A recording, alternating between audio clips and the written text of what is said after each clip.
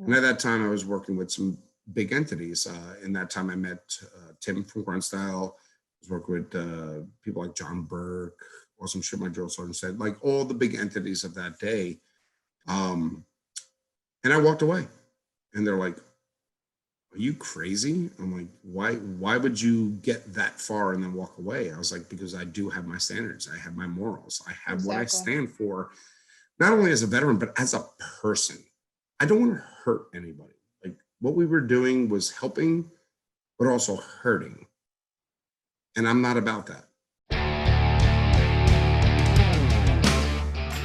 You're listening to the 7 Echo Podcast, brought to you by 7 Eagle Group, the place where we highlight inspiring and interesting United States military veterans who have found a successful civilian career after trading in their uniforms.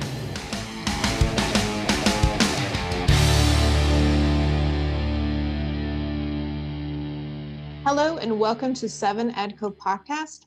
I am your host, Heather Clark, and I am here today with none other than Mr. Dan Eric. Dan Eric, as we all know and love him, is a great advocate and leader in our veteran community, working for the amazing company Grunt Style, out at the Irreverent Warrior Hikes, doing some work on Capitol Hill, and most importantly, he is a fellow veteran and friend. Dan, how are you today? I'm good. I'm a little nervous. This is I'm not used to being on this side of it. I'm used to being the interviewee. Absolutely. I totally get that. I just actually finished an interview myself. So it's funny to go from one to the other, literally within a day. So I know you just came off a Grunt Style Live too. So that's always fun to switch it up. So how was your holiday? It's been better. I won't get into personal details, but no, the holidays are the holidays. Listen, at the end of the day, my son was happy, and that's what counts. That's all that matters. Absolutely. Yeah, I had a little bit of unorthodox holiday myself. I kind of did something spontaneous and took off to Mexico and got lost quite a few times trying to track down some friends down there. And it was a good time. So it was definitely Christmas I will not ever forget. It was my first all adult Christmas, like no kids or anything running around. So it was interesting transition to go from little kids running around to just having adults and hanging out and stuff like that. So it was beautiful. We're down there in Ensenada and had a great time with friends. So I'm really glad that I went and had that adventure. Stories for another time, my friend. Off the record. But Dan, tell us a little bit about yourself. I know you're from the Bronx. You were raised in the Bronx? Yeah, I was born and raised in Bronx, New York. Went up to go to high school in Manalapan, New Jersey, which was a culture shock for anybody who grew up in the inner city. To go to Preppyville. And then, enlisted in the Marine Corps. Did my time there, got out, and yeah, it's been a crazy path leading to me to here. It's just weird. It just kind of happened. It is interesting to talk to different veterans and see what path they've taken. You know, what made them decide to join? Why did they join that branch? What made them decide to get out or kind of do what they're doing now? What did you do in the Marines? So in the Marine Corps, I went the super ultra high speed route of security forces. I was sold on that. Art Goldman was my recruiter. I'm still friends with him to this day. I still bust his balls for getting me drunk and making me sign on the dotted line and woke up in boot camp. But no, I went that route. Wound up being a CQB guy for a while. Did that, volunteered to go all over the world, and then wound up in small craft company out of Lejeune, which was the animal house of the Marine Corps back in that day. In that time, saw some stuff that I was just like, yeah, I'm getting out. Yeah. Saw a couple of things happen to a couple of people in the way of politics and seeing the back turned on them where they needed the support the most. So I was like, you know what? I'm getting out. I'm going to culinary school. Screw it. Oh, I didn't know that. Yeah. Well, at that time I was married to a woman in the Navy. Bad mistake. Wound up in Italy for 2 years. Learned how to cook. That ended. Went back home, living in my mom's basement, like a lot of people.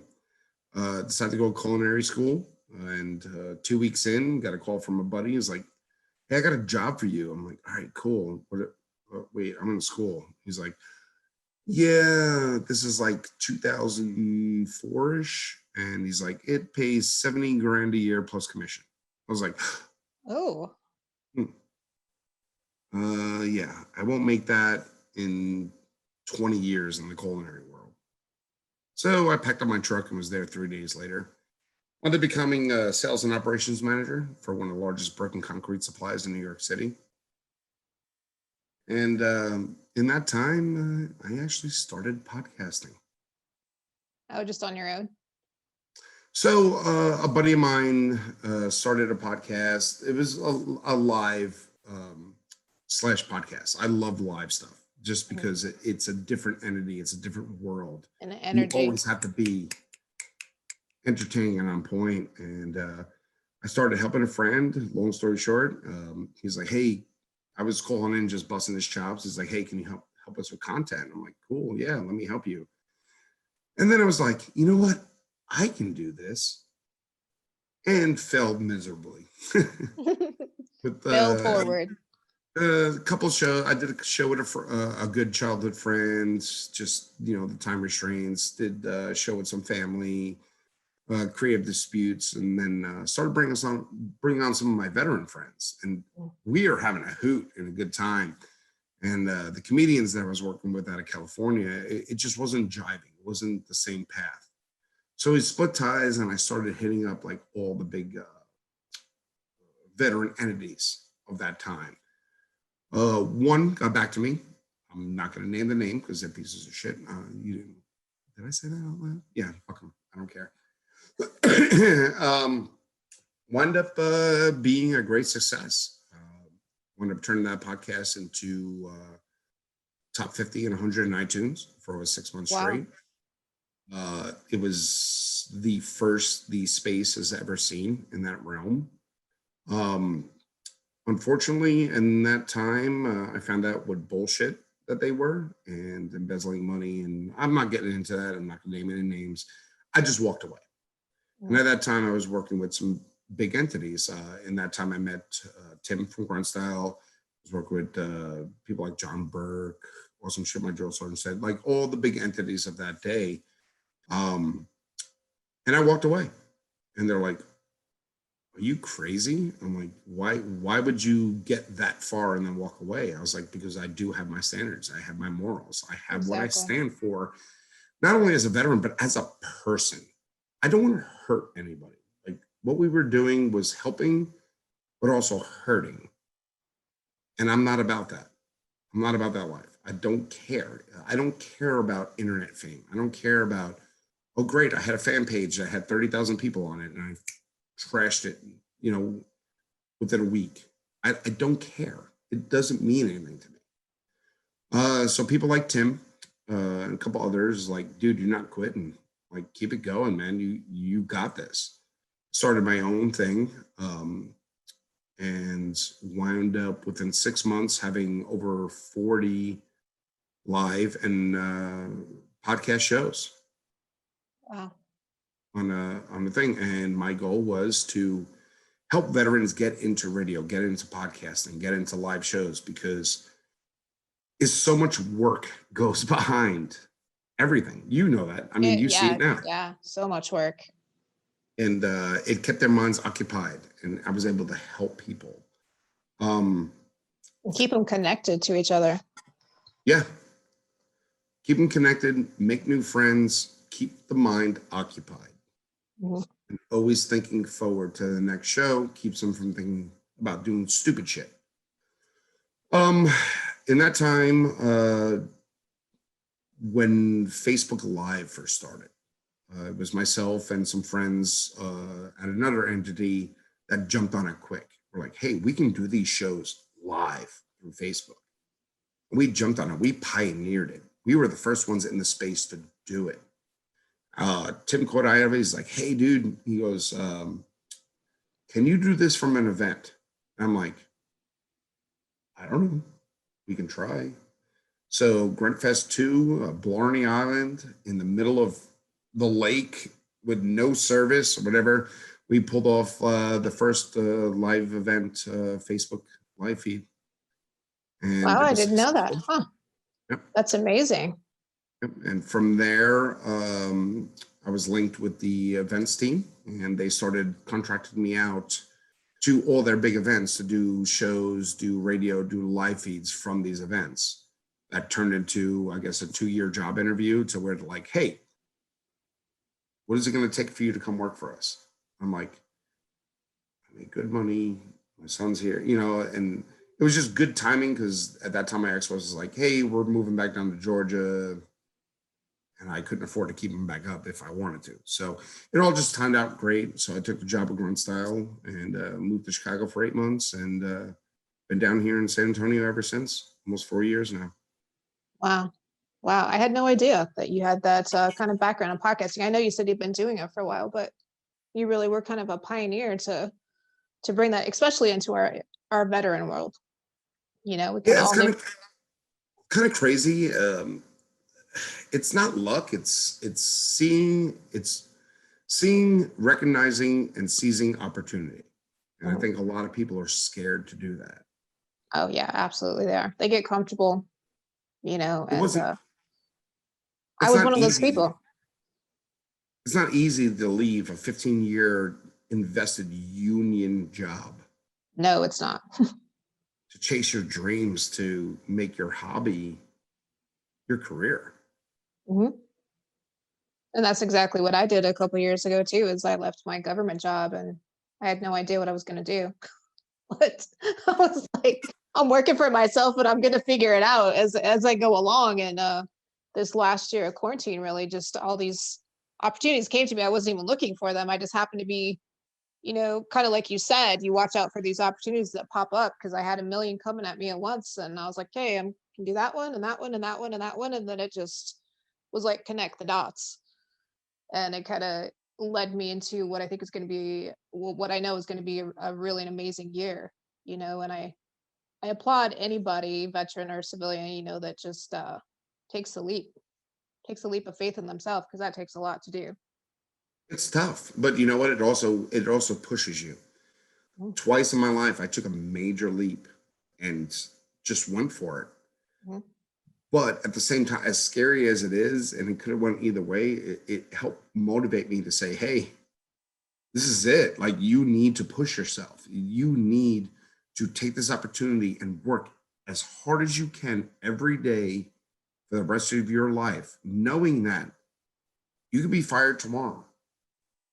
But I'm not going to give them a reason to fire me. I'm going to work my ass off and become the best I can be in that situation. Right. And I think it's about leaving a good book to read, is how I kind of look at my life. Is like, I want not just a legacy. I want my kids to be proud of what I've done. Um, that I wasn't just like the average mom, that I went above and beyond to try to make a good life for them, and hopefully a good example, for them to follow their dreams later on, and that they don't have to settle. That was kind of important to me for my kids to recognize. But do you think that just for yourself, you're saying, a lot of these podcasts helped other veterans. Do you think these podcasts and going out to things like the Irreverent Warrior hikes helps you yourself Oh yeah. transition better into better in life? Yeah, it's not even. This is like me delving into myself. I've been fighting depression my whole life. I didn't develop this in the military. I didn't develop it. It's my whole life. My whole life has been a challenge. It's been a struggle. It's been me fighting for everything that I have. The highs are high, the lows are very low.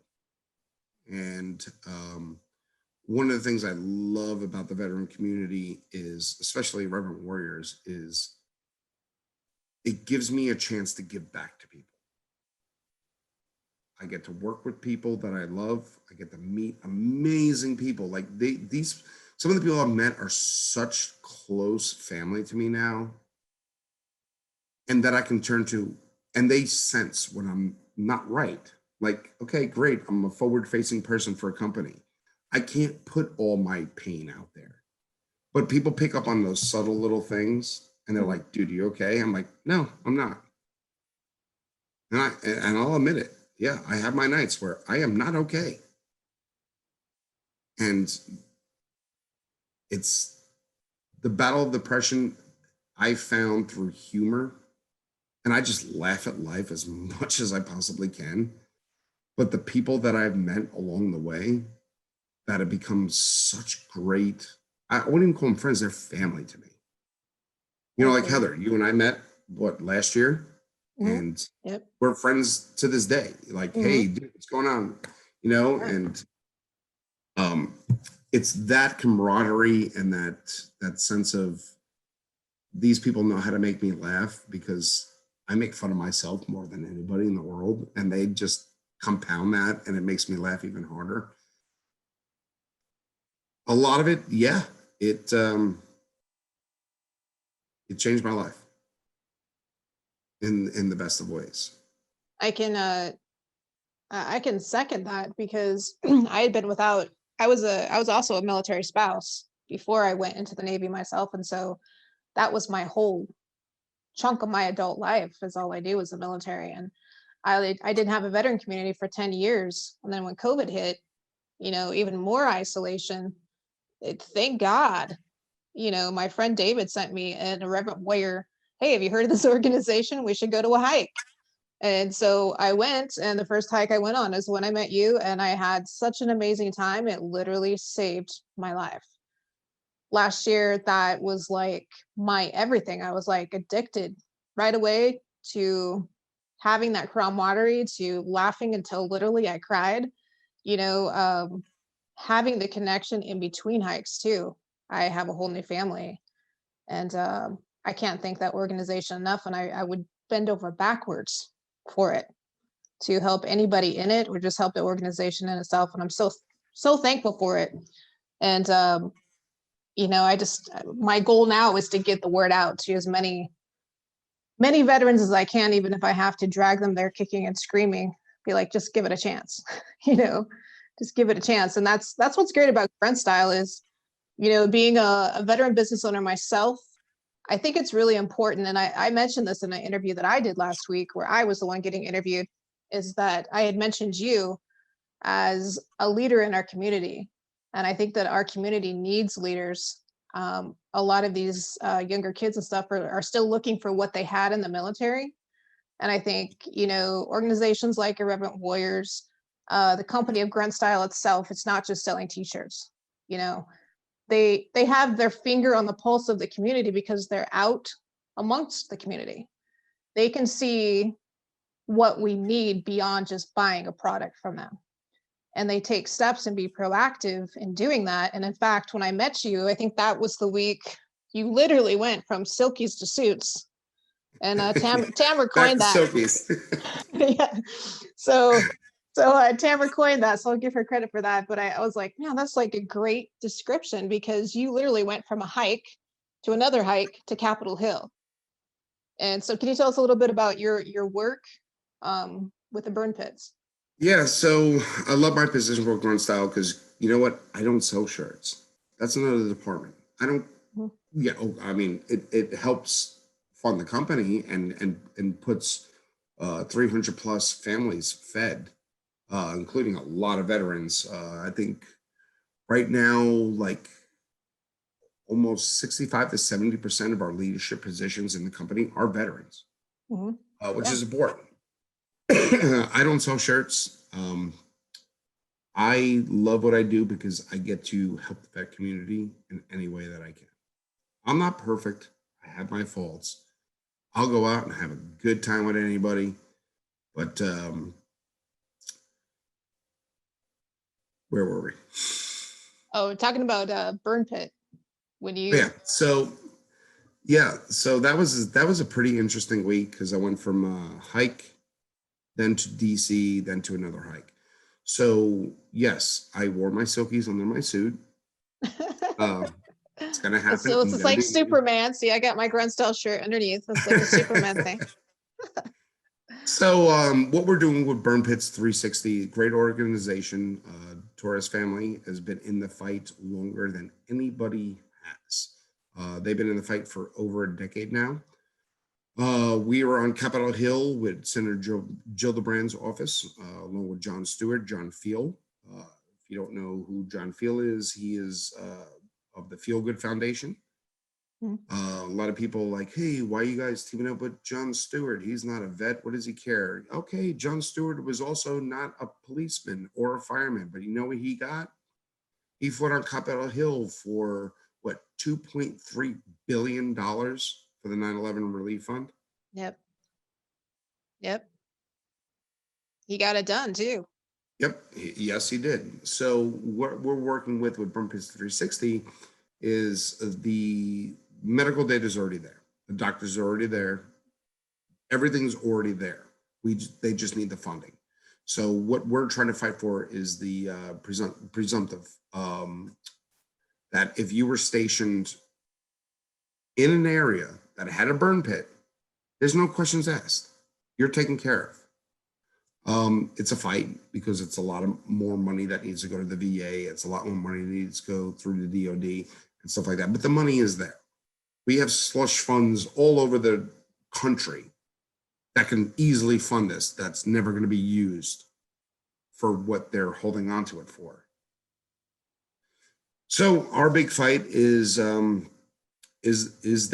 and we've been Tim and I have been working on it for over 2 years with them.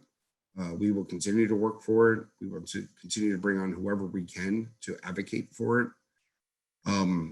And it's big, and it's hitting the vet community, but not the way it should be. Most people don't know they were exposed. Most people, right. Incubation period for a lot of these diseases is 6 to 10 years. Mm-hmm. A lot of them are rare diseases. Not only cancers, but also traumatic brain injuries, toxic brain injuries. Really? Oh, I didn't that know are that. more than often misdiagnosed, and they're given treatments for PTSD, not knowing they actually have toxic brain injuries. Huh. I did not know that. Which leads to what we're trying to prevent with the Reverend Warriors and everything. We're trying to prevent suicide. We're all aware. Everybody's aware. Everybody's aware. Not about awareness anymore. It's about prevention. So a lot of that, the research is showing, a lot of that is misdiagnosis, and not only that, a lot of veterans and families not getting compensation that they deserve. Like, people didn't ask to be stationed and sleep next to a burning pit of jet fuel and batteries. Right. That wasn't even supposed to happen. But now they have these rare diseases, rare cancers, to where they're not getting compensated. The families are not getting compensated. They're not, the spouses are not getting caregiver compensation. People losing jobs, losing careers, getting thrown out of the police departments, fire departments, stuff like that. And these medical bills are piling up, hundreds of thousands of dollars. And where the fuck is the government? You were so quick to put these people in harm's way, but now you're trying to turn your back on people. They sacrificed giving their lives up. And now they actually are giving their lives up. They survived war. Second time. But now they're fighting for their life because they had to inhale plumes of orange smoke going through the birthing areas and where they right next to where they slept and ate and yeah. You know, it's the same thing with Agent Orange. I have a lot of Vietnam veteran friends. You know, one of them, 2 out of 3 daughters is sterile.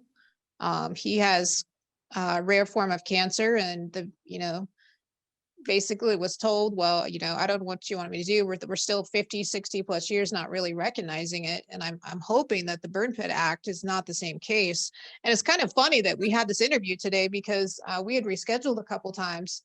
And I just happened to see a post by, Jason Piccolo, works with Hunter 7 Foundation, which was today's the 8th anniversary of Major Sergeant Robert Bowman, whose call sign was Hunter 7, that died of a rare cancer caused by burn pits. So I thought, wow, I looked at that right before we came on. I thought, wow, it's kind of fortuitous that we came on this day, that our reschedule happened this day. And it's something that I remember that it was there. I wasn't really thinking about it. I remember my interrogator was coughing up a lung while we were there. And I was like, you need to stop running by those burn pits. Get on the treadmill or something, like stop running by those, like stay inside. And, all those different things that people don't understand that we had to deal with. The war doesn't end when you get home. You have the effects of it mentally, physically, forever. And so, I'm so glad and grateful that there are companies like Grunt Style, there are veterans, fellow veterans like you that get out there and actually do something about it, not just talk about it, and help fight the good fight to make sure that we are taken care of after we get home. And that kind of leads me to my last question for you, is if you had one piece of advice for someone that is currently active duty and they're considering getting out, what would that be? Oh, have a plan. Have a plan. Like me, Heather, you know me for a while now. I'm a nobody. Oh, I'm nobody special. I never did anything grand. I don't consider myself anybody. I don't care about being a somebody. I don't care about being vet famous. Woo. I don't give a shit about any of that. What I do care about is having the opportunities and seizing the opportunities when they arose to lead me down this path to where now I'm in position to help as much as I can. If you're going to get out of the military, don't until you have a plan. Okay, as much as we've all been short-timed, we all know I'm getting the F out of here. Screw this mess. If you don't have a plan, guess what? You're going to wind up in your mom's basement. You're going to wind up going to school and feeling like Billy Madison. yeah. You're as many years as you've been in, now you are that many years behind everybody else. Switch MOSs, find a specialized trade, spend another 4 years, become an electrician, become a plumber, get that certification in a world where now everybody just wants to go to college and be a big business person. Woo! Nobody wants to be a plumber, electrician, this and that, blah, blah, blah. Go, right. Because you know what? Those are the fields where that electrician, that plumber, and this and that, like where I'm from in New York City, they make more than doctors and lawyers do. Because you have to have them. They're still getting around it. And they're charging big bucks and they're making good money. Like, have a plan. Just have a plan. Don't just think, hey, I served in the military. I have this giant veteran V, super V on my chest now. I can take over the world. Yes. And all this is just going to happen and fall into place perfectly because I have this big V. It doesn't work that way. The real world is a fucking crazy place. It's bad. You have to fight and scrape for everything that you have. Me, like I said, I am lucky. I'm one of the few people that I know. You know what my degree is in, Heather? I don't have one. Many don't. I got lucky. Seized opportunities, worked my ass off. I left school to take a job that led to where I am now.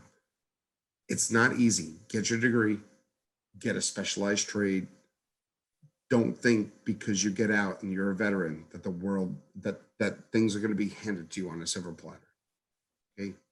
The only thing you're going to get is a special parking spot at Walmart for veterans. That's it. 10% discount on Lowe's. Yeah.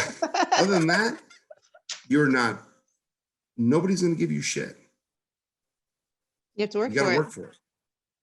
Yep. Now take the tools, take the worth ethic, take the leadership that you know, take everything that you've learned in the military and retranslate it and apply it to the civilian world, because you're going to get out of the military. It doesn't matter if you were PFC to a gunny, doesn't matter. Guess what? I was a gunny. I led Marines. Great. Who cares? Now what? That's what they see. Translate that into the civilian world. Now you're playing their game.